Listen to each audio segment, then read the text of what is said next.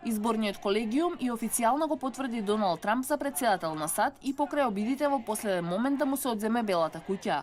Републиканецот ја надмина границата од неопходните 270 од 538 електори со гласањето во Тексас и се очекува да го надмине вкупниот број од 306 што ги освои на изборите. Трамп на Твитер вети дека ќе работи напорно за да ја обедини земјата и да биде председател на сите американци. На гласањето на колегиумот во неколку сојузни држави во кои имаат право на тоа му предходеа протести со барање електорите да го сменат својот глас. Трамп ќе биде диктатор. На сите моќници им ги даде функциите во кабинетот и големите пари и сега ќе земат се, исто како диктатура.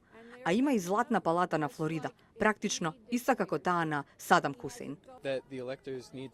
Електорите треба да гласаат според совеста. Не бараме да гласаат за Клинтон. Може да го дадат гласот и за представничкиот дом и за Конгресот на Соединетите Американски држави. Електорите на вистина ја прекршија традицијата и првпат по 40 години не гласаа според упатството од нивната држава, достигнувајќи рекорден број на така наречени неверни електори за повеќе од еден век.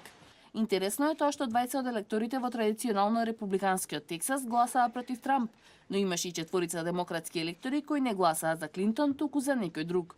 На антитрамп блокот во прилог му одеше фактот дека Клинтон го доби народното гласање со 2,5 милиони гласови повеќе и тоа што разузнавачките служби заклучиле дека руските хакерски напади му помогнале на Трамп да извојува победа. Резултатите ќе бидат официјално објавени на 6 јануари на специјална заедничка седница на Конгресот.